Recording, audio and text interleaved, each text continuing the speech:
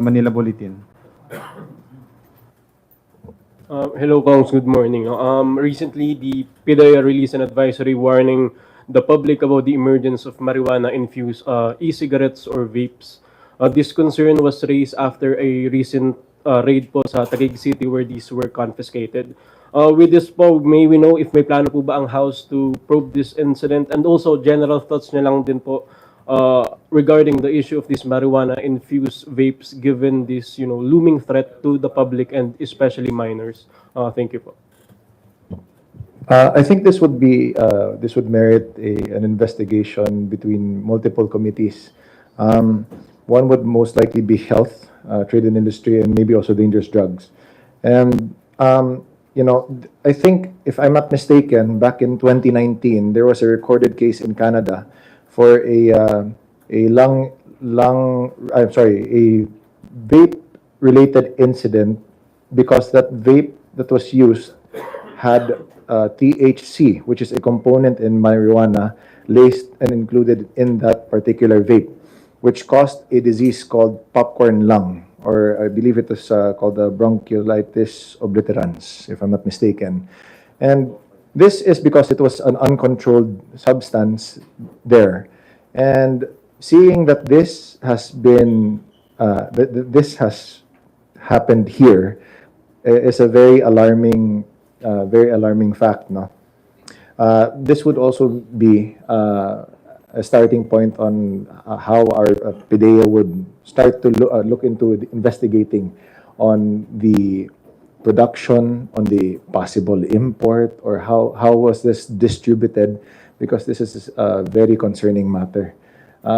If anything, based on the recommendations of our partners in the PIDEA and maybe also in the PNP, then we would be able to tailor fit the legislation required in order to control those substances from, hopefully, that these substances don't appear any further than it has. It's a very dangerous thing, no? And I'm glad that you brought it up. So yeah, thank you for the question.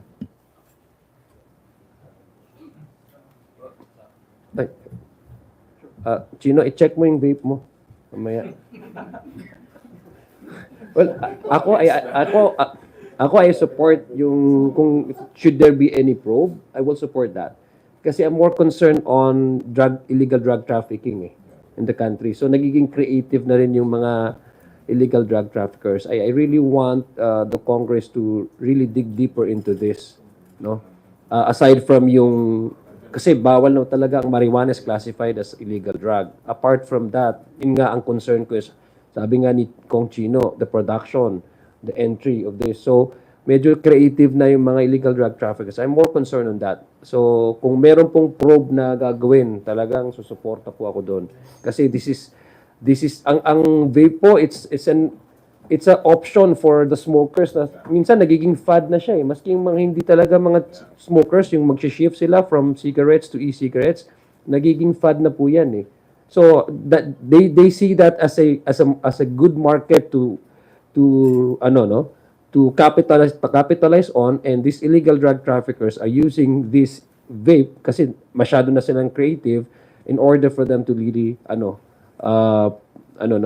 makuha yung market and then increase their sale, no, ng illegal. So kailangan talaga ng PIDEA at kailangan, I think, ng batas para dito ma-monitor at saka ma-penalize yung nagma-manufacture at nagbebenta at pumapasok dito ng mga ganung klaseng illegal drugs na in-infuse nila doon sa mga nagiging fad na ng mga e-cigarettes and vape.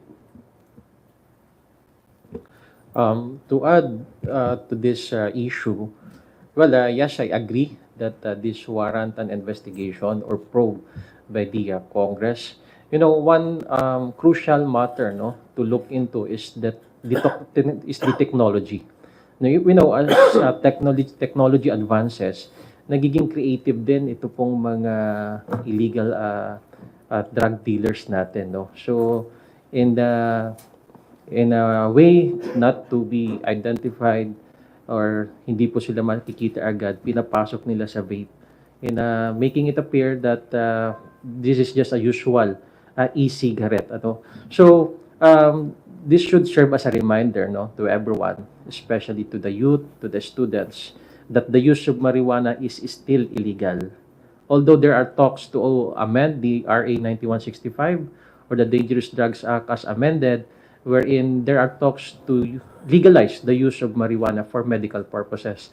But then again, another issue which is to be considered is also the law enforcement agencies. We should always be one step ahead against these drug dealers in our fight against illegal drugs. Thank you.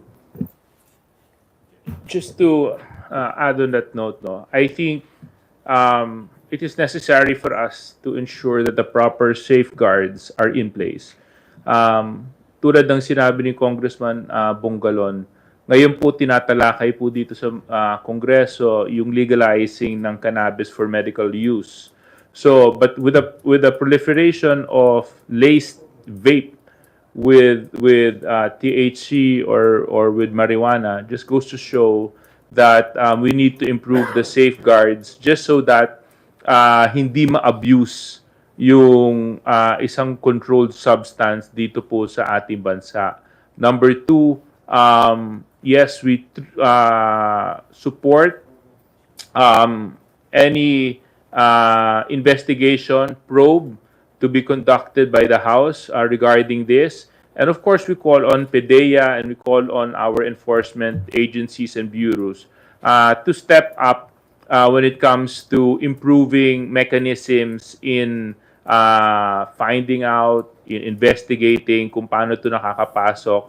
And of course, at the end, yung talagang dapat nakikita natin nasa likuran na po sila ng rehas, yung mga taong nasa likuran nito.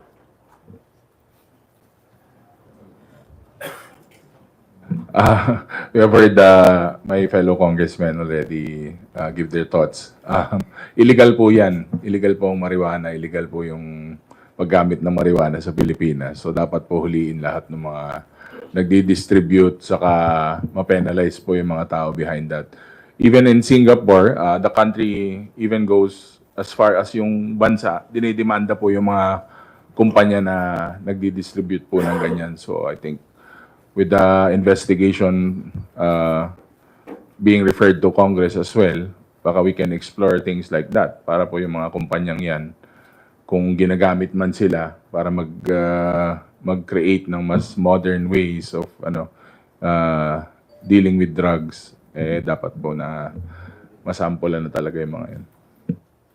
Can you just quickly, just slightly add also, I think this is not an isolated incident in terms of the reports of illegal substances being used alongside vape components. So, case in point, I believe it was UK who has had reports of these substances being used. And more popularly now, in the countries that allow the medical use of and consumption of marijuana, some companies have gone as far as to extract oils for them to be used in vape devices.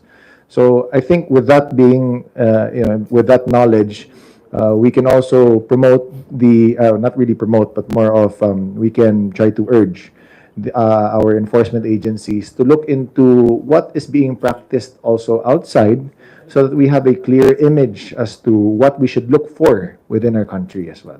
So again, let me reiterate that it is an illegal substance.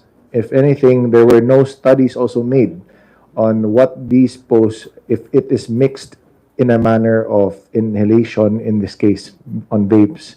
So it's also very dangerous to the health of any individual. So again, we would support any probe regarding this matter.